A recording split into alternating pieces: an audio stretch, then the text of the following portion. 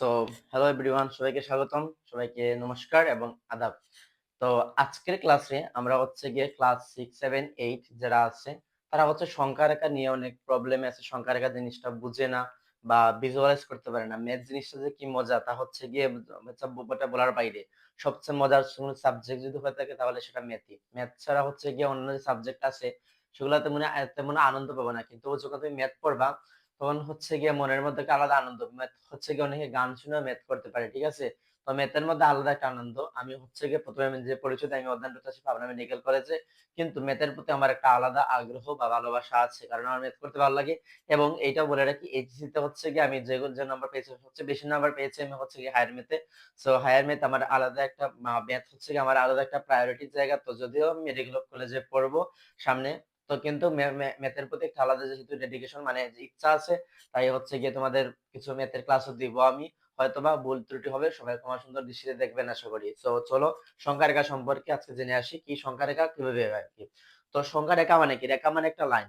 তো তুমি একটা লাইন চিন্তা করো, তুমি একটা বাঁশ নিলা বা হচ্ছে গিয়ে একটা বাঁশ একটা একটা হচ্ছে গিয়ে সোজা বাঁশ চিন্তা করো, ঠিক আছে? একটা বাঁশ চিন্তা করো, এরকম হচ্ছে সংখ্যা রেখা কিছু একটা বাঁশ, ঠিক আছে?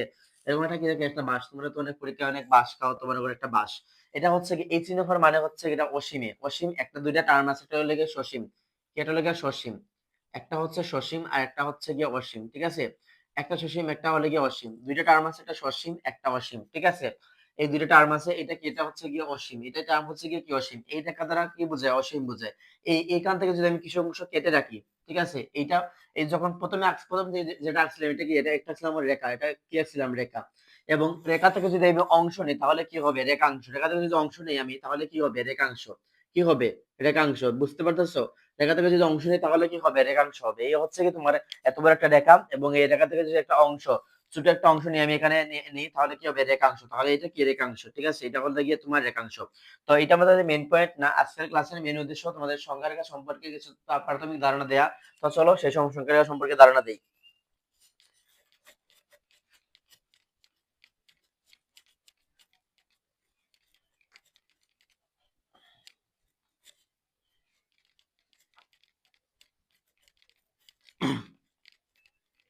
তো সংখ্যা রেখা হচ্ছে গিয়ে রেখা তোমরা বুঝলা, রেখা তোমরা বুঝছো, ঠিক আছে? আমি আশা করি রেখা তোমরা বুঝছো, রেখাংশ বুঝছো। তো সংখ্যা রেখা হচ্ছে এটা লম্বা রেখা, যার হচ্ছে গিয়ে এইরকম যাবে সংখ্যা রেখাটা, এরকম সংখ্যা রেখা হবে, এরকম সংখ্যা রেখা হবে।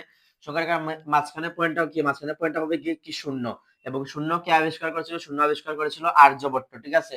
শূন্য কে আবিষ্কার করেছিল? আর্যভট্ট। এবং এদিকে কি? এদিকে হচ্ছে গিয়ে পজিটিভ সংখ্যা রেখার এদিকে এদিকে হবে গিয়ে পজিটিভ পি